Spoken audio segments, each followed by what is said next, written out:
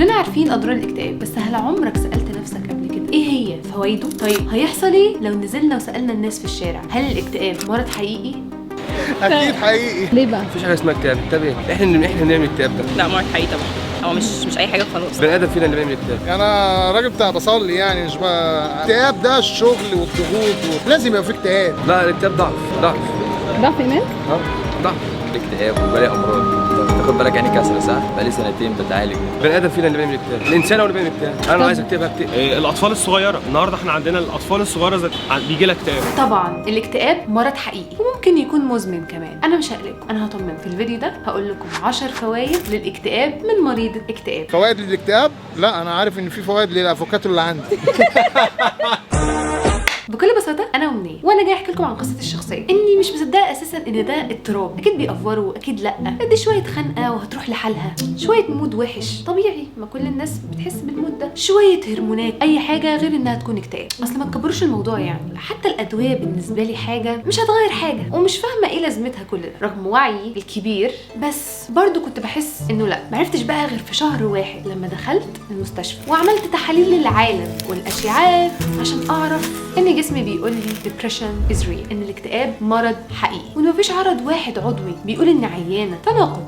اكتر حاجه صعبه التناقض، انك حاسس بالاضطراب وبتلوم نفسك، تلوم نفسك انك مش منتج وانك مقصر في كل جوانب حياتك، وانت ساعتها بتكون بتشخيص مختص مكتئب، بس مش بتبقى مصدق الالم اللي مش ملموس. فاسهل حاجه انك تلوم نفسك وتشكك في قدراتك وانك ما بقتش زي الاول، وان كل الناس هناك بتنجز وبتحقق وانت قاعد في مكانك زيك زي اللوحه دي. وده مش عيب فيا ولا فيكم، ده كمان عرض من اعراضه، شعور بالذنب. ده بسبب اننا مش فاهمين الاكتئاب، ومعظم الناس بتشوفه انه مجرد مود وحش وخلاص. الاكتئاب مش بيتحل بخروجه حلوه ولا بفراخ مشويه بس على قد ما مهم الناس تفهم الاكتئاب، على قد برضو ان مش مهم الناس تفهم الاكتئاب، عشان مش هنستنى لما المجتمع يوافق على معاناتك عشان تحس بيها. صدقني هتفضل مستني طول عمرك وهتفضل تبرر طول عمرك. انا عارفه ان صعب تعيش بتعب والناس كلها بتنكر تعبك رغم انك حاسس بيه، ولو شرحت مشكله عندك هيقولوا لك غيرك عنده اكتر، وهتخش في منافسه في مين اتقل هم في هذا الكوكب، وهتخش في دايره اصلا ان ألمك ده ليه لازمه ولا ملوش. تألم مالك كده، انت بتتعالج ليه؟ اما تتألم وانت ساكت. ولو مش مصدقني فده مش كلامي، سألنا ناس في الشارع. لا مفيش اكتئاب. عشان كده تعالوا نعرف الاكتئاب سوا قبل ما نعرف فوائده. تعالوا نشوف العلم بيقول ايه. الاكتئاب اكتر اضطراب مش مفهوم ومعقد عشان بنتلخبط ما بينه وما بين المود الطبيعي العادي. الحزن العادي ده ما بيبقاش فيه اعراض جسديه او افكار وهواجس مسيطره، بس هيبقى دايما فيه فاصله بين العادي والاضطراب. الفاصله دي هنعرفها فين؟ بنعرف منين ان ده اكتئاب ومش مجرد حزن طبيعي؟ بصراحه انا مش بعرف ان عندي اكتئاب غير لما اتشخص من مختص، لاني كمان بنكر ده. بس هم المختصين بيشخصوا الشخص المكتئب على اساس ايه بقى، او بيشوفوا ايه عشان يقولوا ده اكتئاب؟ بس لما نبقى عايزين نعرف اسباب حاجه مش بنروح نسال جوجل، هنروح نسال DSM-5 الدليل التشخيصي والاحصائي للاضطرابات النفسيه. بيقول لنا ايه بقى DSM-5 ده؟ الاكتئاب اضطراب نفسي معقد بيجي في شكل شعور مستمر بالحزن والفراغ وعدم وجود امل، بتفقد الحماس والاستمتاع بالحاجات اللي كانت زمان بتبسطك، تغيير مفاجئ في شهيتك ووزنك بالزياده او النقصان عادي، صعوبه في النوم او نوم كتير، ارهاق وطاقتك دايما خلصانه، انك تحس ان مالكش لازمه ولا قيمه ووجودك في الحياه ملهوش معنى، والشعور بالذنب. واخيرا وده العرض اللي لما بنعرفه على طول بنعرف انه اكتئاب. الافكار اياه عشان الفيديو ما يتمسحش. يعني حياتنا دي مش اعراض، دي حياتنا كلنا. بس عارفين ايه اللي ما نعرفوش عن الاكتئاب؟ ويمكن دي اول مره تسمع معلومات زي دي. الاكتئاب تجربه بنطلع منها كسبانين مش بس خسرانين، ودي 10 فوائد. اولا زي ان الاكتئاب بيساعدك تحل المشاكل بشكل احسن وادق.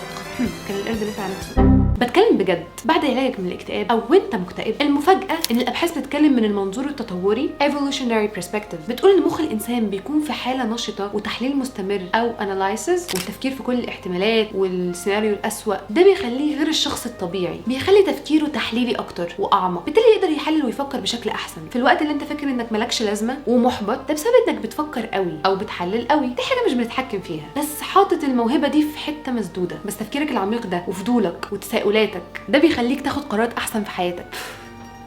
تحفه. تاني فايده، الاكتئاب بيجي من معدتك، وهنا مش قصد الاكل الصحي والعقل السليم في الجسم السليم، لا لا لا, لا. ما هو اكيد العقل السليم في الجسم السليم. طب هو انا ليه ببقى مبسوطه لما باكل اكل مش صحي؟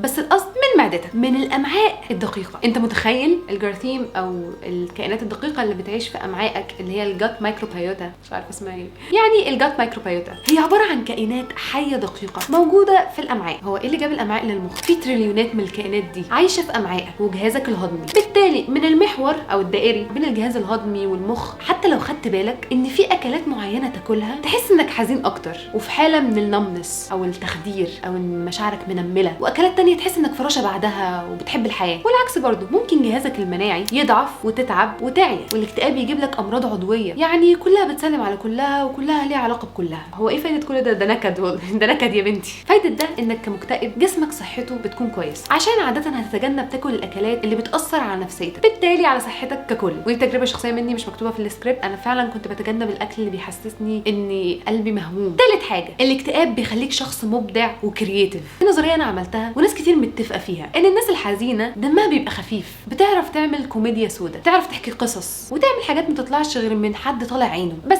بعيدا عن ده كمان الاكتئاب بيخلي الشخص كرييتيف، وده مش كلامي. يعني مثلا سلسله هاري بوتر ما طلعتش من كاتبه سعيده وحالمه ولا واحده عندها سلام نفسي، من اغنى الكتاب في العالم. مين قصدي؟ جي كي رولينج. الكاتبه كانت بتعاني من الاكتئاب كمرض، وطلعت صرحت بده. عشان تطلع سلسله الافلام والكتب دي جابتهم من مخ سايح اوفرويلمد، وكان عليها اقساط كمان مش ببالغ، وفقيره واتطلقت وكان عندها بنت وما قبضتش الجمعيه. عشان كده قعدت الفت قصه الواد الساحر الصغير بيجري وراه حد ما عندوش مناخير اللي ما يتسماش، والكتاب اتقبل؟ لا، اترفض من 12 دار نشر. يعني تم رفضها وتم هجرها ومكتئبه. قالت في مقابلتها وصرحت ان اساسا سلسله هاري بوتر كانت هروب من الواقع والالم بتاع مرضها، كانت بتهرب في انها تسرد قصص. ولو حد ركز شويه في سلسله هاري بوتر هيلاقيها شخصت مشاعر الاكتئاب ووصفتها في قصصها. مثلا الكائنات السوداء اللي بتمتص السعاده واللي اسمها الديمونترز او الديمونترات في القصه دي ما كانتش موجوده غير من خيال الكاتبه، هي تمثيل حي لمشاعر الاكتئاب اللي كانت بتعاني منها. في السلسله كان في تعويذه للتغلب على الكائنات دي، وده اللي كانت بتتمناه جي كي رولينج، ان يكون في حاجه سحريه تشيل الكائنات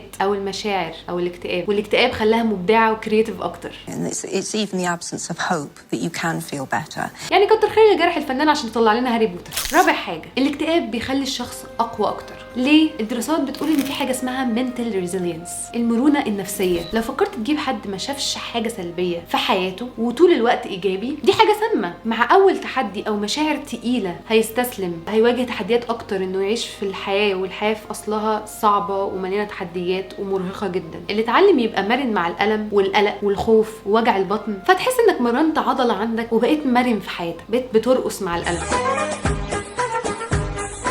خامس حاجه، الاكتئاب بيخليك ايجابي اكتر. ايوه، يعني انت شايف ان البائس ده ايجابي؟ الشخص المكتئب اكتر حد بيدور على معنى للحياه، ده يمكن يكون سبب اكتئابه اصلا. اكتر حد بيبقى ممتن للحظات السعيده واللي صحته بتكون فيها احسن، فبيكون حاسس بكل حاجه عن الشخص العادي اللي واخد كل حاجه كامر مسلم بيه، وانه ايه الملل ده، الدنيا عادي. هو بيشوف ان من اكبر كنوز العالم انه يبقى اليوم عادي. حد شايفهم ده غير حد فاهم. في حد ايجابي زينا؟ هاتولي حد ممتن للحياه وحامد وشاكر زي مريض الاكتئاب. سادس حاجه، الادابشن او التكيف، التأقلم. دي مهارة مش هيكتسبها حد غير حد ما كانش عنده غير اختيار واحد بس، ما عندوش اختيار غير انه يكمل ويعيش وينجح. مش متاح ومفيش رفاهيات اصلا، فبيضطر يعيش كل يوم زيه زي الشخص السليم. وده بيبني عنده انه بيعرف يتعامل مع المواقف الصعبة والمشاكل بشكل ذكي جدا، لان مخه بيبقى في حالة السرفايفل مود. يعني ايه؟ يعني مخ المكتئب بيشتغل زي مخ الشخص اللي هيموت خلاص او بيغرق او على الحافة، فبيبقى الحل الوحيد انه لازم ينقذ نفسه، فبيجيب اخره انه ينجح، لان لو ما نجحش دي بالنسبه له حياته. وده داخل في ترابل الانكزايتي، بس ده مش موضوعنا دلوقتي. فتلاقي مريض الاكتئاب اللي الدنيا سودة في عينه بيعرف يتاقلم لاي صدمه او الم او موقف صعب في حياته، بيرحب بالمشاكل بصدر رحب. يعني دي اكتر حاجه في حياته، فلازم يرحب بيها عشان عارف انه هيتصرف وانه عنده خبره قبل كده وهيعمل احسن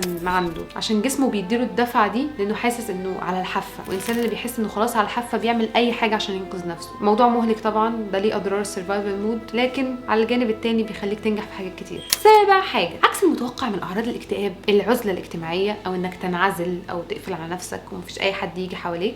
طب واللي يقولك ان الاكتئاب بيخليك شخص ذكي اجتماعيا؟ ايوه، انا جايه النهارده اكسر كل توقعاتكم وافكاركم عن الاكتئاب والستيريوتايبس اللي بتقروها في الكتب او بتشوفوها في المسلسلات، ان المكتئب ده شخص قاعد في اوضه ضلمه وعنده دقن كبيره ده مش حقيقي اصلا. في دراسه عملت ان مرضى الاكتئاب في رحلتهم بيطلبوا المساعده او بيخشوا مصحات او بيحتاجوا دعم من اللي حواليهم، صحاب، عيله بقى، حتى شخص غريب. ده بيعزز الروابط الاجتماعيه عندهم وبيديهم ثقه في نفسهم كمان. يعني مش بس بتعمل ناس جديده في حياتك، لا انت بتبقى واثق في قدراتك انك هتقدر تعمل الناس الجديده دي، عشان ده حلك الوحيد برضه. بالتالي بيقدروا يتعاطفوا ويساعدوا الناس اللي حواليهم، وده بيخليهم اذكى عاطفيا واجتماعيا. بيتعلموا ازاي يطلبوا المساعده، بالتالي يتعلموا يطلبوها منين وازاي، ويكونوا علاقات صحيه. ده من حاجه. عارف اغنيه انا مش عارفني، انا تهت مني، انا مش انا بتهت مني؟ الاغنيه دي اتعملت للناس اللي ما عندهمش اكتئاب. انت فاكر ان المكتئب بيبقى مش عارفني، انا تهت مني، انا مش انا؟ مش دايما، عشان الناس المكتئبه بيبقوا عارفين نفسهم كويس قوي. التامل الذاتي او الوعي الذاتي او الوقت اللي بيقضوه لوحدهم فتره طويله، اللي بيكون عايشه المكتئب في عالمه الداخلي، هو مش شايف اي حاجه غير جوه، هو مش معاك بره، هو مش سامعك، مش شايفك. ان هم يركزوا في حياتهم وافكارهم. الدراسات بتقول ان التامل الذاتي او انك تبقى مركز قوي مع نفسك، هي دي حاجه سلبيه برضو بس ليها ايجابيات. ده بيعزز الوعي الذاتي بتاعك، الفهم الاعمق للاسباب الجذريه لسلوكياتك ومشاعرك. يعني لو حد ما تعرضش لجلسات نفسيه او علاج نفسي او التاسكات اللي بياخدوها المرضى دول، بيتصرفوا عادي. لكن المكتئب بيكون عارف مشاعر، بيكتبها، يشوفها قدام عينيه، بيتحرك ازاي، حاسس بيها بدرجه عامله ازاي، وازاي يتعامل معاها، وازاي يتقبلها لو هي تقيله، وازاي يترجم مشاعره صح. اساسا ساعات اصلا احنا بنترجم مشاعرنا غلط. ويفهموا نفسهم، مش بيحاولوا اول ما يحسوا بحزن يلا انا ههرب، يلا اي حاجه تبسطني. عكس المتوقع ان شخص سوداوي وسلبي، بس هو وصل لمرحله من التحكم في سلوكه بتخليه عارف نفسه كويس قوي، اكتر كمان من الشخص العادي. يعني عمرك سالت نفسك لما تيجي تعمل موقف او تتعصب قوي، تسال نفسك انا اتعصبت كده ليه؟ انا ليه عملت كده؟ انا ليه اتصرفت كده؟ في حين ان الشخص اللي بيعاني من اضطرابات نفسيه بيكون فاهم اضطرابه كويس قوي، فبيقدر يتصرف على اساسه. تالت حاجه، هو صاحبك المفضل واقرب حد ليه. ايوه ده صحيح، عشان كده كل اصحابنا مكتئبين. دي حقيقه، انت كنز للشخص اللي بيعاني. كان في دراسه بتتعمل عن الامباثي، التعاطف ما بين الناس، فشافوا ان تعاطف الناس المكتئبه بيكون اكبر من الشخص العادي، عشان ما حدش هيحس بتعبان غير بتعبان زيه او مريض زيه. اصل هتلاقي مين فاهم مشكلتك في الدنيا غير لو حد عدى بيها. مين احسن من الشخص المكتئب يديك نصيحه عشان هو كان في مكانك في يوم من الايام؟ الامباثي عندهم في حته تانية، ليفل تاني مختلف تماما، فاهمك من غير ما تتكلم وحاسس بيك. مش حاسس بيك الكلمه التسليكيه انا حاسس بيك، لا هو حاسس بيك فعليا. مش بيلومك ولا بيأنبك على مشاعرك ولا شايف انك مكبر الموضوع ولا بيدخلك في مقارنات ولا بينافسك انه تعبان اكتر منك، بيتقبلك زي ما انت، بيخليك مرحب بيك وحاسس بالانتماء. ودي اكتر حاجه، ان احنا نحس ان احنا مرحب بينا حتى لو احنا مش في احسن حالاتنا، وان احنا مش مضطرين طول الوقت ان احنا نكون في احسن حالاتنا عشان يكون مرحب بينا. فبتبعد عن الناس لما بتحس بمشاعر تقيله وتحس انك مكتئب، عشان انت عارف الناس اللي حواليك مش هيقدروا يستحملوك، بس صاحبك ده هيستحملك عادي. او الكلام ده مش مكتوب في السكريبت بس اثر فيا قوي. الحاجة العاشرة والأخيرة، هم كمان ناس بيغيروا العالم للأحسن. فكر فيها، كل حد صنع تغيير كبير في العالم كان بيعاني من حاجة معينة بتخليه يدور على حلول تخلي اللي بعده يعيش حياة أسهل. أكتر ناس عندهم أمل ببكرة ويأس من امبارح. أنا مش بحلل الاكتئاب، والفيديو ده مش بيقولك خليك مكتئب، دي حاجة مفيدة خالص. الاكتئاب مرض معقد ومهم تتعالج منه، وهتبقى أحسن كتير لما تتعالج منه، ويمكن معظم الفوائد اللي حكيتها تقدر تشوفها بشكل أحسن لما تتعالج منه. بس وانت بتتعالج منه انت مش عدم، انت مش عدم، انت ليك لازمه في حاجات كتير ليها معنى. مش شرط تعرف معناها دلوقتي وانت تعبان، بس هتعرفها لما تخف. اوعدك وعد مني، لما تشوف الحياه من غير العدسه الصغيره قوي المنغمشه دي تمسحها، انا بقولك انك هتقوى، وانت اصلا قوي، اقوى مما انت تتخيل. انت بس عشان عايش جوه الحدث بكل بساطه، انت مش هتشوف ده، انا شايفه ده، اللي حواليك شايفين ده، والعالم مش جوه مخك بس، العالم مش هنا بس، الحياه اكبر من كده بكتير، اكبر من فكرتك عن نفسك اللي ممكن على فكره تكون غلط. واكبر دليل على ده انا كمان حاسه بكل حاجه ممكن تحسها، عشان انا كمان بتعالج، انا كمان باخد دواء، انا كمان بتحسن، انا بشارككم رحلتي. تستحق تشوف نفسك في رحله تعافي مستمره عشان تشوف نفسك، فانت تستحق انك تجيب اخرك. عشان خاطر مين؟ عشان خاطر نفسك. رسالتي من الفيديو ده، نعمل ايه لو بنعاني من اكتئاب؟ ما نعملش حاجه. معظم الناس بتتخض من فكره انهم عندهم اضطراب نفسي، لكن ما تتخضش، عشان دي مش حياتك، عشان ده مش انت، المرض مش انت. زي ما بتتعامل مع دور البرد اتعامل مع الاكتئاب، خليك عارف انه بيتعالج عادي، وهي فتره تقيله وهتعدي. مش هتفضل كل يوم الصبح تبص لنفسك في المرايه وتقول انا عندي برد، انا عيان، انا تعبان، انا عندي مرض. تعيش عادي حتى لو برتم بطيء شويه. لو عايز تنام زياده نام، ايه اللي هيحصل في الدنيا يعني ما تعملش في نفسك كده. لو اشتغلت ساعتين وريحت شويه ورجعت تاني، العالم مش هينتهي والله. ما تكبرش الموضوع وما تصغرهوش برضو. انت انسان عادي بيمرض وبيتعب وضعيف وقوي في نفس الوقت، ده مش عيبه فيك، ما تشخصنش الموضوع. والاهم من كل ده اتاكد انك مسموع ومتشاف، وربنا بيعينك بطرق ممكن ما تكونش شايفها، وفي ظهرك وقوتك وكل حاجه محفوظه عنده، وانت مش فايتك حاجه. لو في حاجه واحده بس كان نفسي اسمعها ساعتها، ان انا مش فايتني حاجه، ان حد يجي يطمني يقول لي ان انا مش فايتني حاجه. يعني بص في الموضوع عشان هو معقد، والاكتئاب معقد، وانت ما عندكش اختيارات كتير، لان ساعات عدم وجود اختيارات تانية هو قوتنا مش ضعفنا. انت اقوى عشان ما عندكش اختيار تاني. ده الكلام اللي كان نفسي اسمعه لما ما كانش حد فاهم انا فين، وانا دلوقتي بقول لكم الكلام ده وانا في الحته والمكان اللي انت بتخاف تروح له او اللي انت ممكن تكون فيه. وبس كده. لا عجبكم الفيديو لايك وتابعوني، بحبكم قوي. متنسوش تبعتوا الفيديو ده لحد بيعاني وحاسس انه ملهوش قيمه او لازمه، عشان دي حاجات مش حقيقيه ومحتاج يفكر فيها تاني.